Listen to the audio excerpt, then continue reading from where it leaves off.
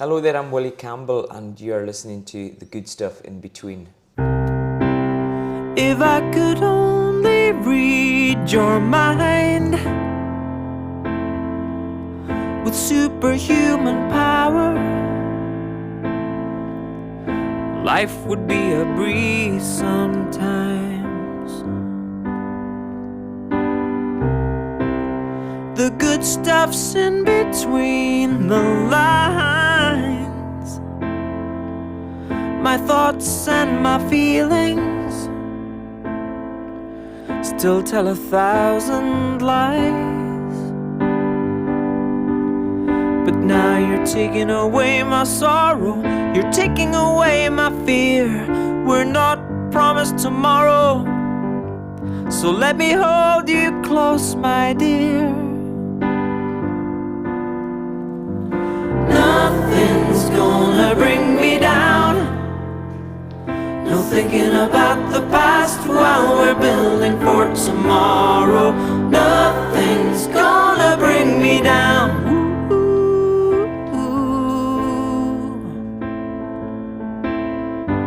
Hello and welcome back to the Good Stuff in Between podcast with me, Shaun Milne. In this series we're taking a look behind the scenes of the music industry, speaking with some of those who are making it all happen, hearing their stories, seeking their advice, in the hope that it can all help or inspire those setting out on their own journeys. In this second episode, I spoke with Willie Campbell, one of Scotland's best loved singer-songwriters, who's shared some of his memories from the highs of making it with the band Astrid to the lows of having it all snatched away, the joy of recovery and reinvention, the creativity and doing the thing he cherishes the most with the people he loves. He also shares his thoughts on the music industry's duty of care to people, the new pressures on emerging artists, and the real importance of self-belief. He's honest, inspiring, revealing. I hope you enjoy it as much as I did. No thinking about the past while we're building for tomorrow. Nothing's gonna bring me down.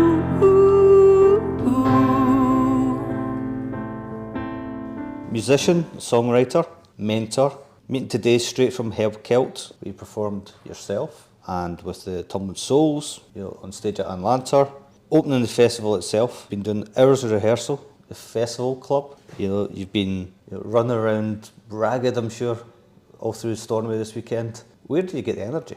Wow, that's a tricky question. The fact I love doing my job definitely helps a lot.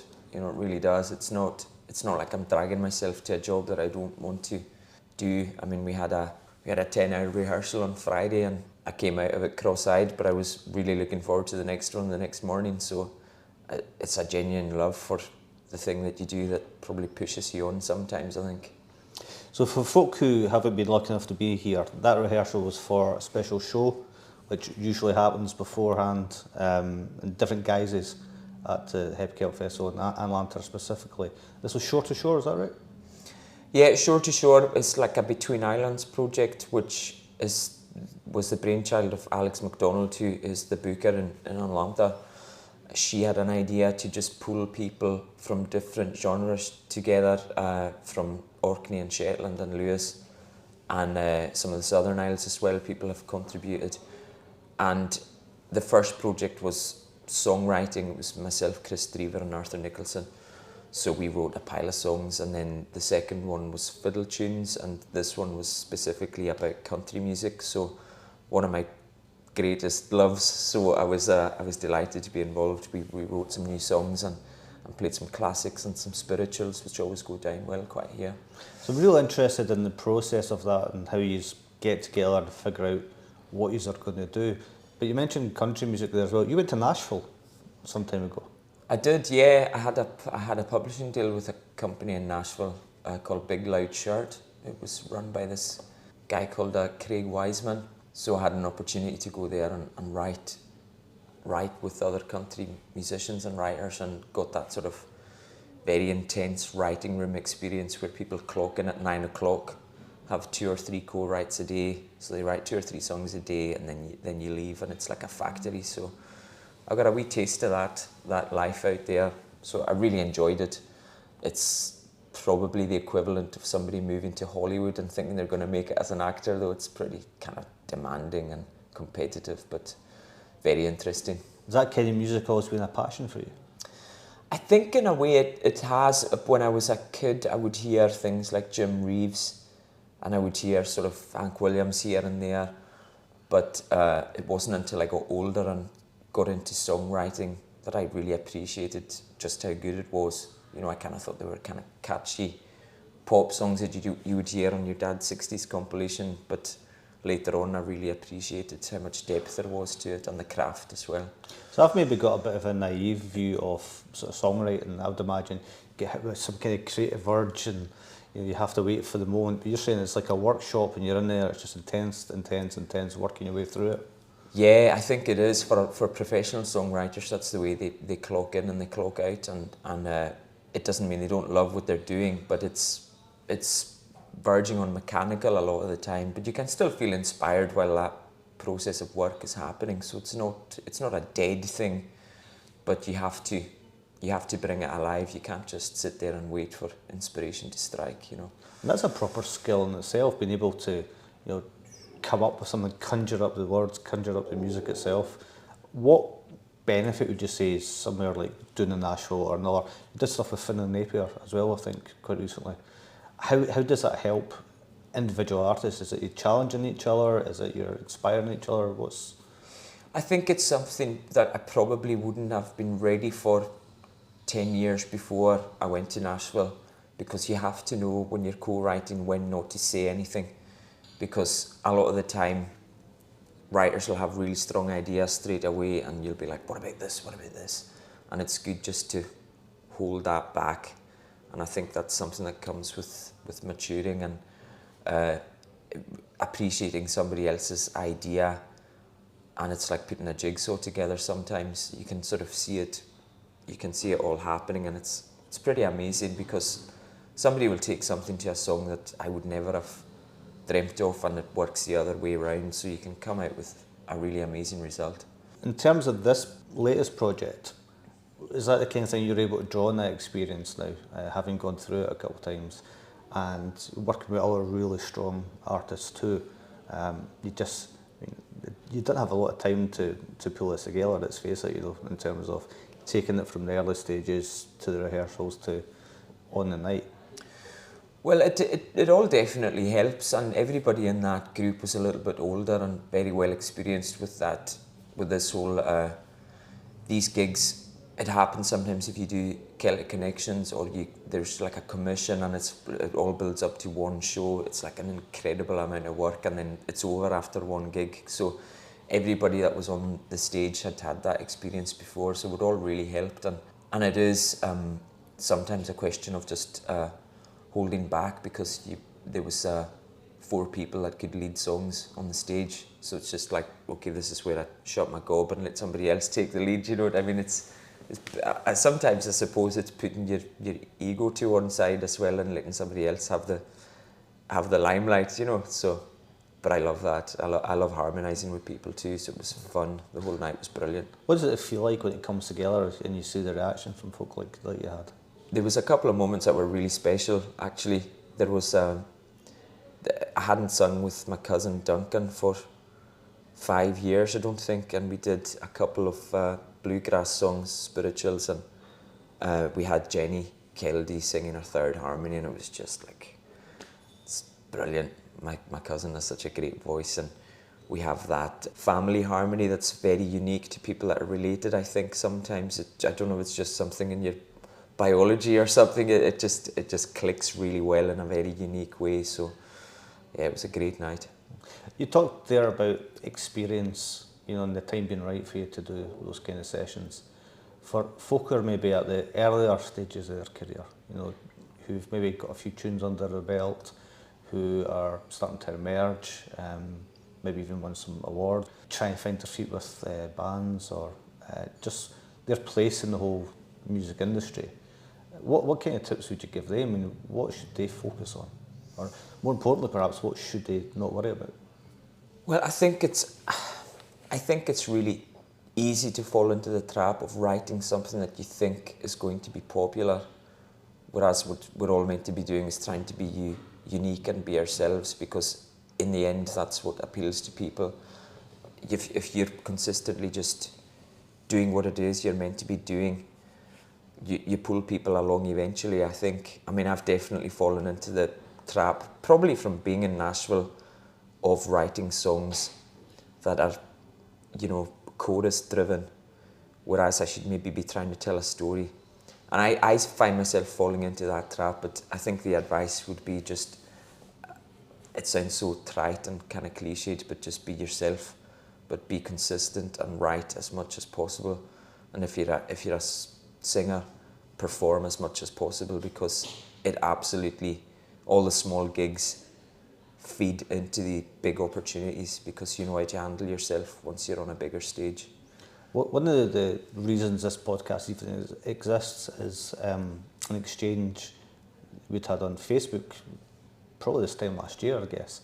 There'd been a conversation about how difficult it must be for artists these days to cope with the deluge of exactly what you're saying, the populist stuff, the social media, the videos, the TikToks. Where's advice for these people? You know, how can we help make sure they're not stressing out about the wrong things? Is that something that you looked into any further at all?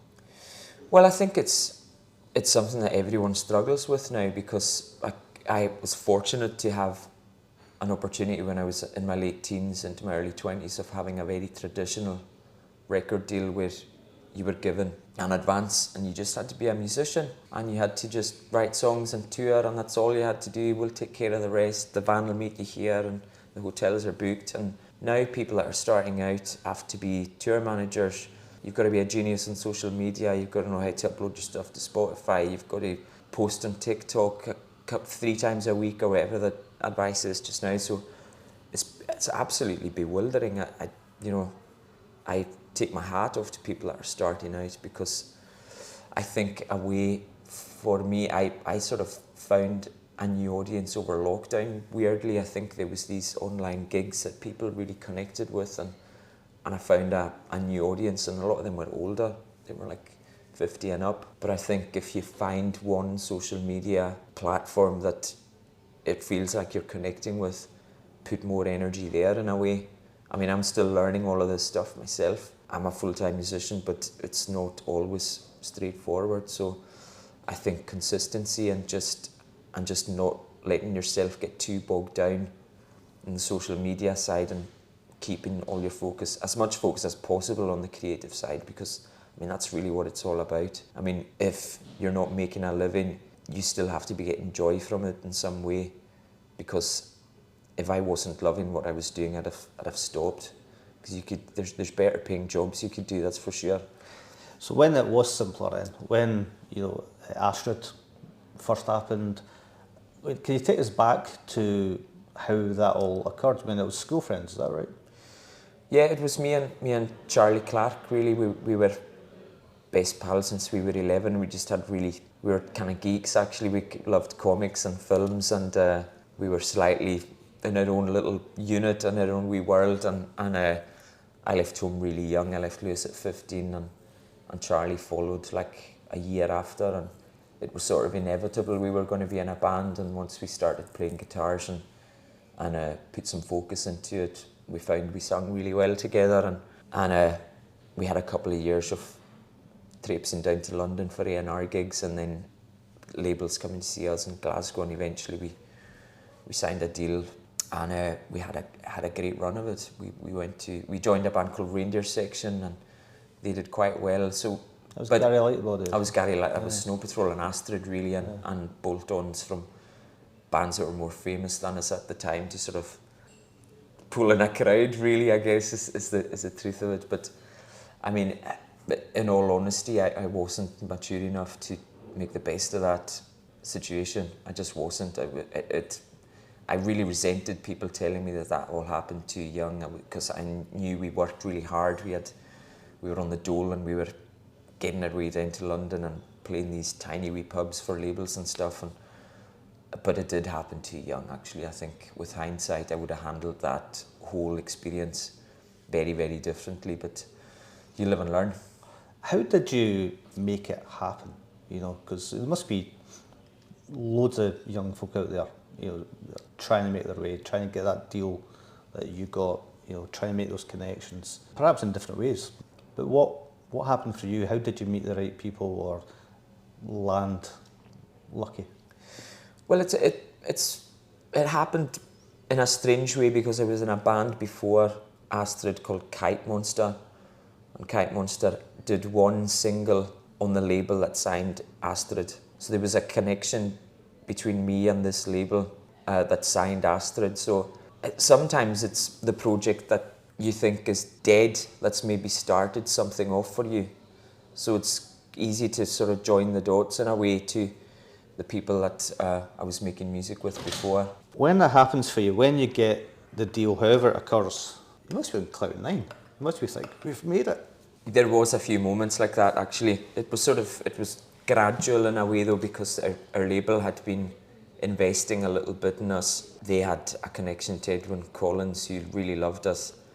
So we were down recording at his studio in West Hampstead before we'd actually signed a deal. He did your EPs, didn't he?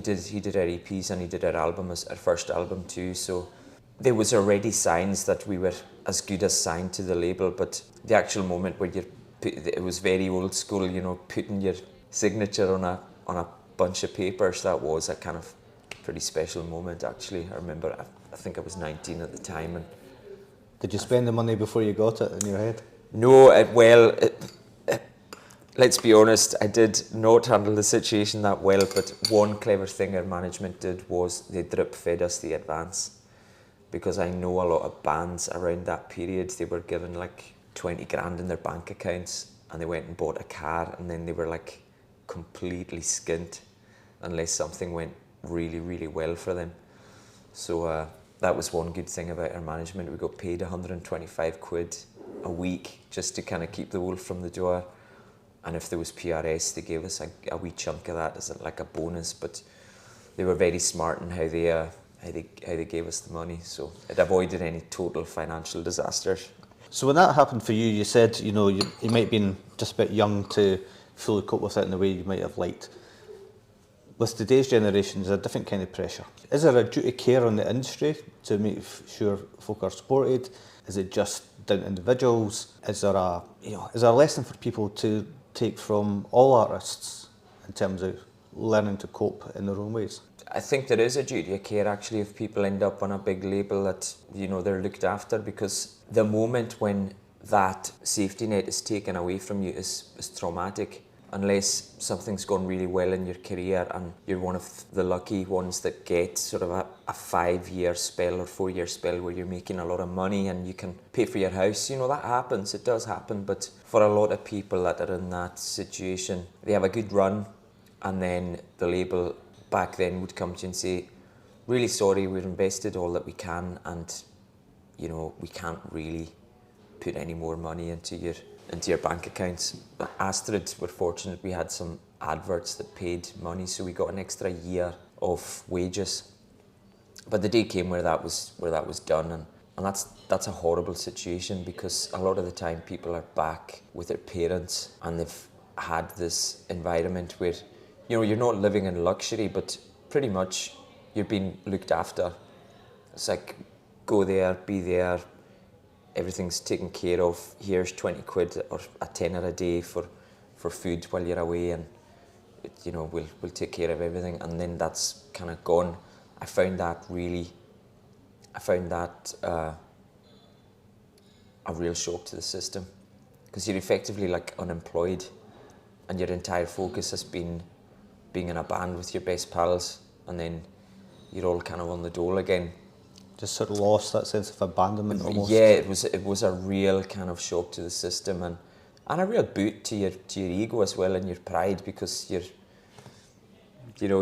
flying high and then you're kind of back on the dole. And but I think there's a whole other layer of mental health issues now with social media. I mean, I find it sometimes just opening my phone a really negative experience, and it's not always out of professional jealousy, but you're thinking, I should be doing this, I should be doing that, and it's a recipe for just eating into your creative energy.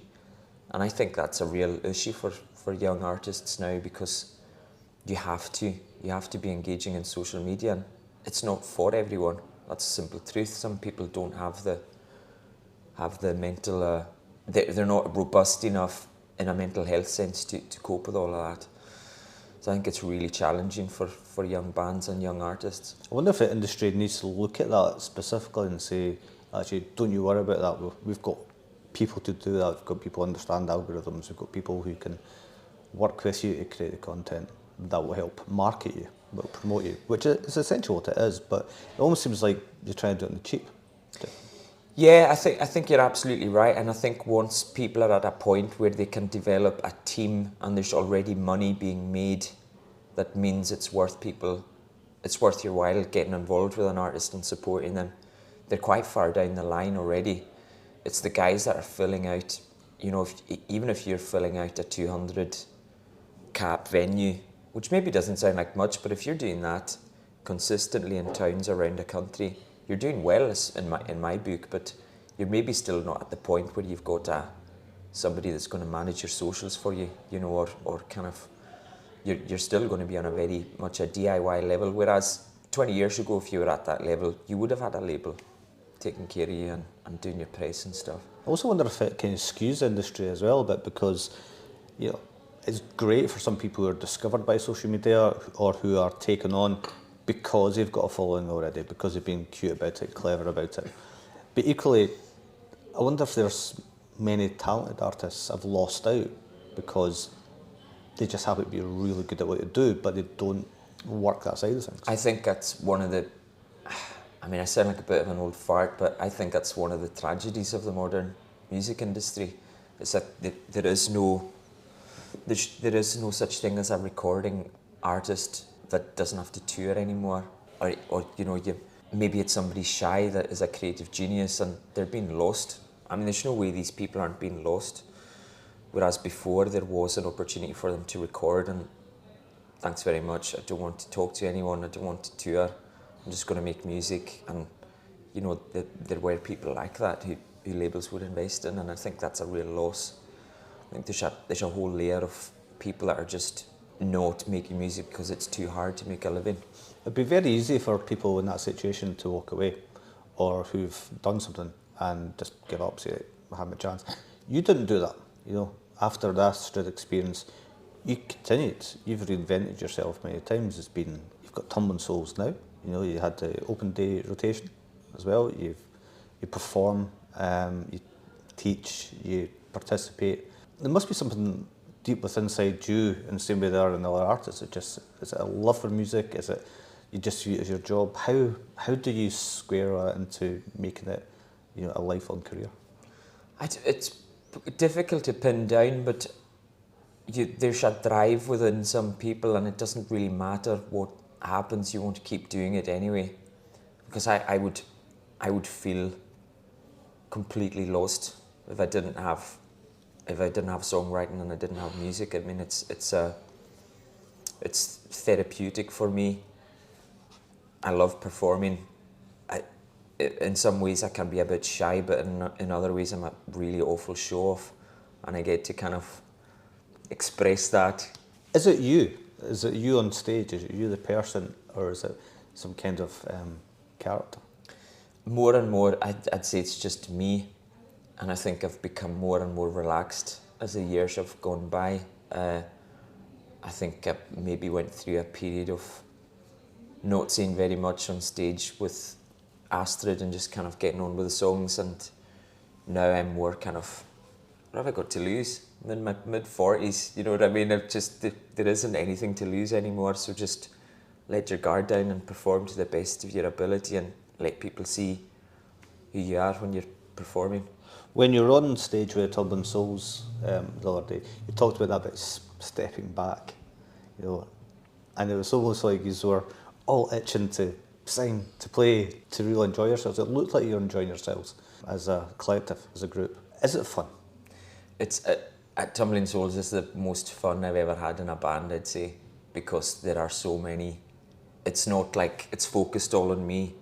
Like Spanish is a lead man in his own right, and Stephen is an incredible musician. Louise is an amazing musician.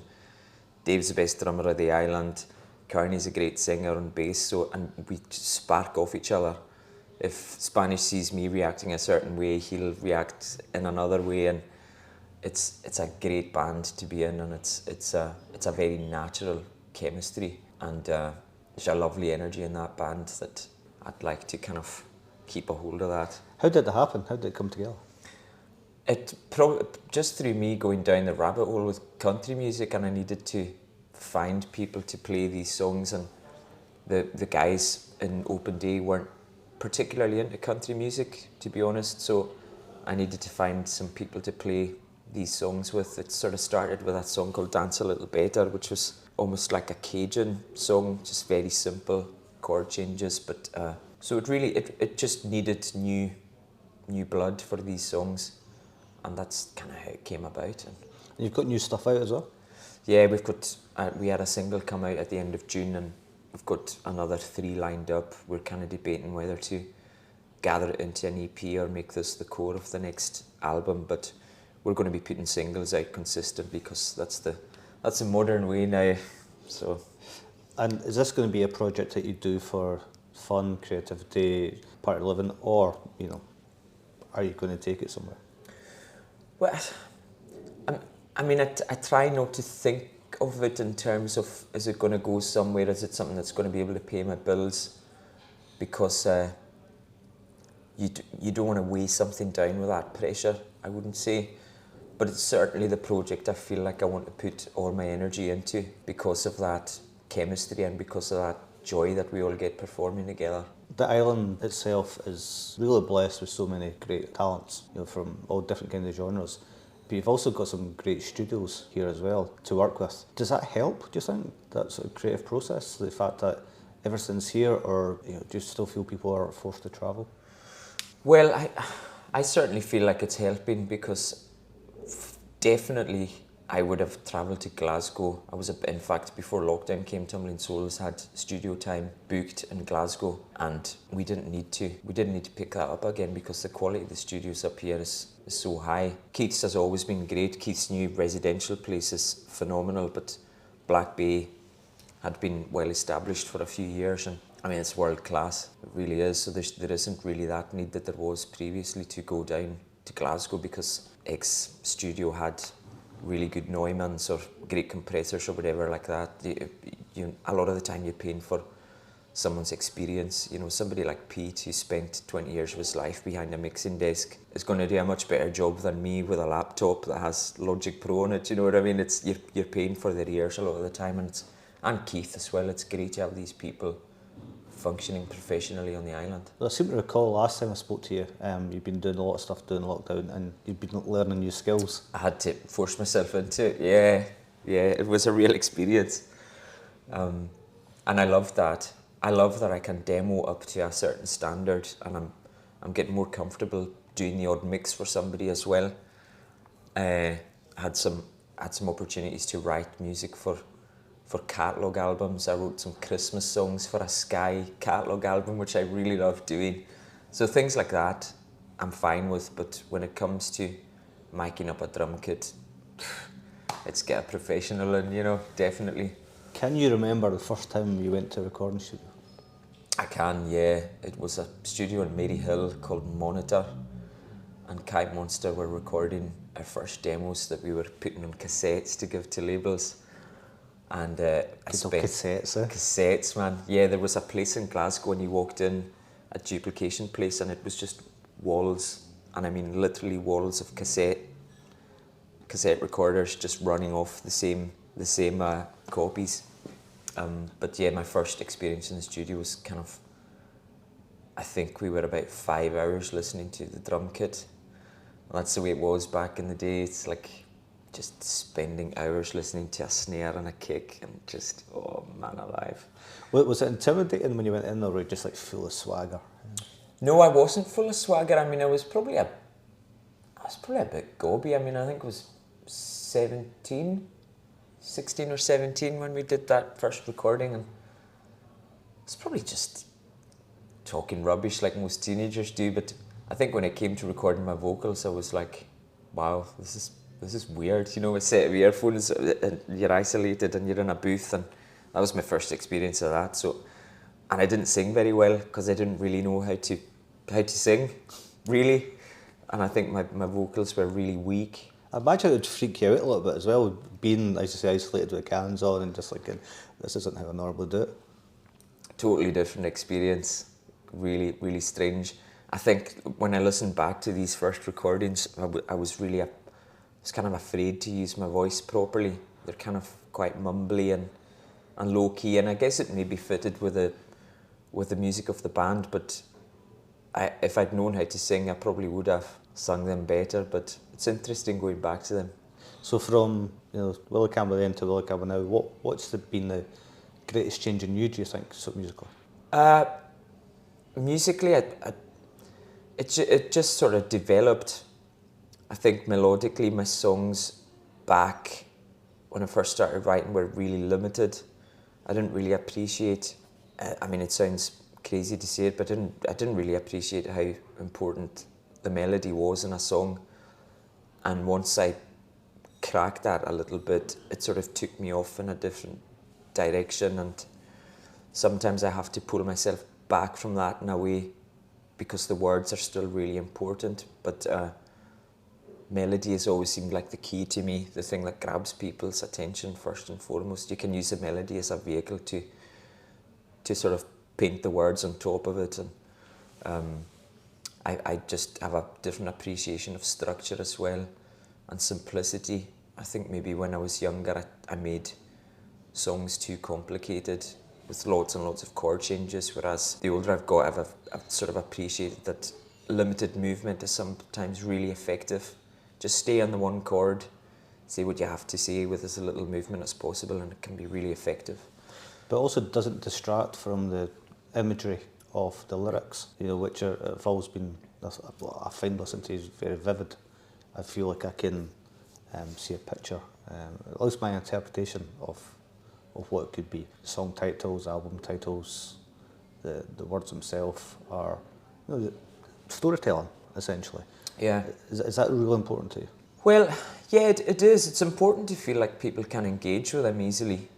I mean, there's a lot of life experiences happen to me, so it's good to have that to draw from as well. I mean, you got more to draw from when you're 40 than 44, now that I am, than you do when you're 17 and you're starting out. I mean, been chucked a few times, and that's about it, really, getting smashed with your pals, but there's been a lot of water under the bridge, and that's great to draw from in songwriting, and I like to keep the lyrics fairly simple and easy to connect with, so I'm really pleased that you feel that way, that they give you kind of images and pictures. Also, you've been kind enough to let us use one of your songs for the podcast theme as well. Astrid, could we do that? Because I felt it conveyed part of what the podcast is about, which is life's journey. Start here, you go there, there's ups and downs, and it's that good stuff in between. When you're writing Nothing's Gonna Get Me Down, how did it happen? Do you want to go into detail about what it's about, or summarise in terms of your intention of the song? It was a song I had for a while, and I wrote it on the piano, and I can't play the piano. So in the recording, I had to get Keith Morrison to play the chords, and I said to him, I think I asked him to play like somebody who's not very good on the piano, which is a tall order for Keith because he's a bit of a genius. So I tried to record it over at Black Bay actually myself, and I had somebody else play the piano, my friend Alex, and it just wasn't quite right. It just wasn't how I thought it should be, because I wanted it just very simplistic, and the chord changes are quite sad on the chorus, even though the lyric is about positivity.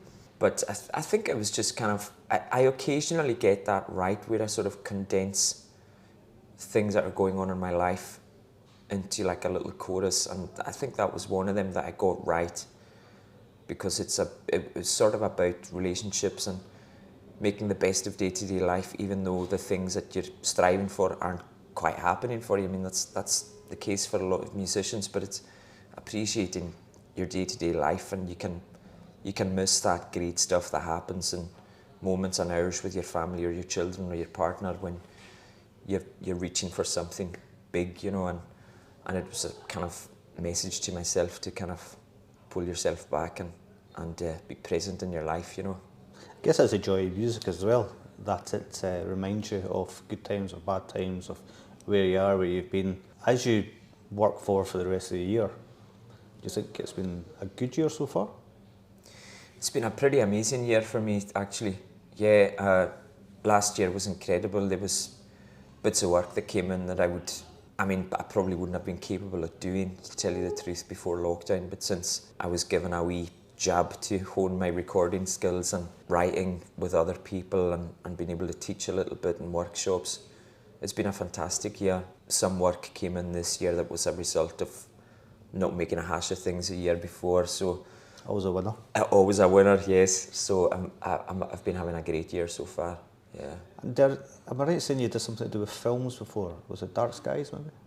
Yeah, it's Green Space, Dark Skies. So some of the work I'm doing this year, me and my friend Kapil have been commissioned to write a song for the cycling championships that are coming to Glasgow. So we have to use material from a workshop that I'm doing in a couple of weeks' time down in Glasgow as the kind of template for the song. So work like that, I just absolutely love it.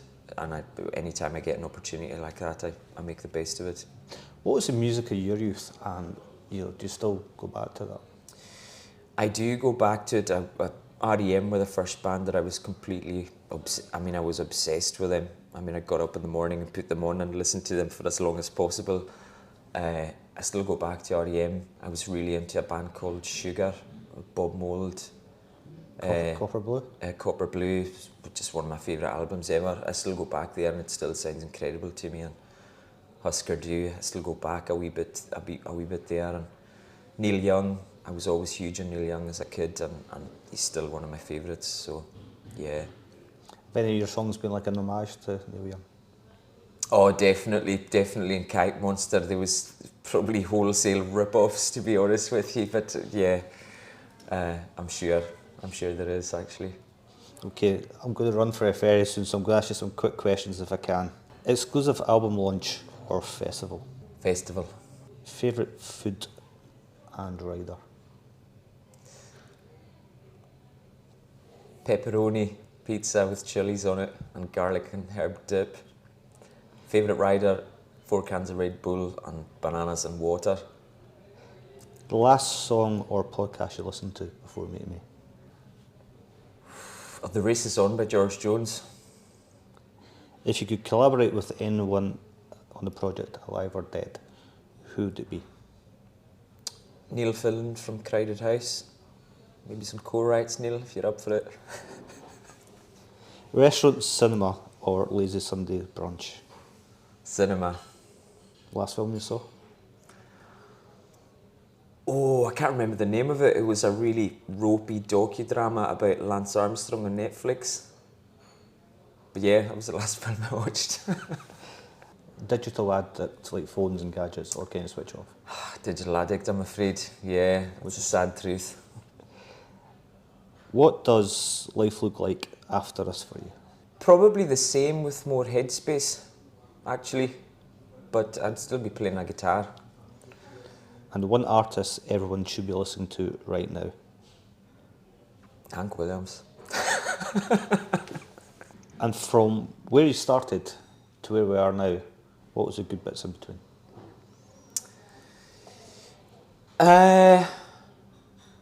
Sharing stages with my friends, being in recovery, meeting my wife. And one piece of advice you'd give to anyone listening to this who's trying to make her way in the industry?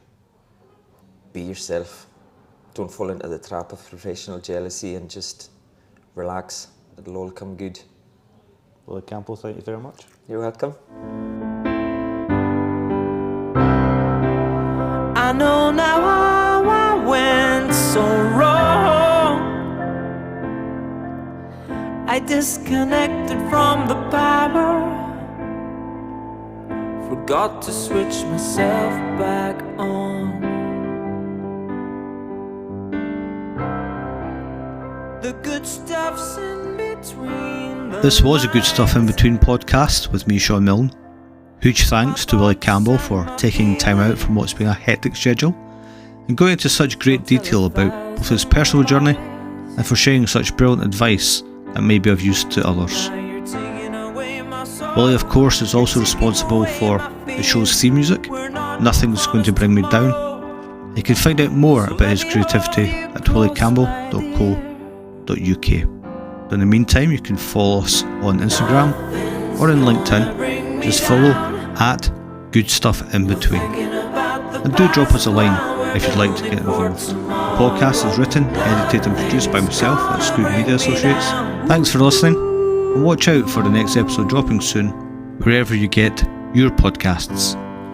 Nothing's gonna bring me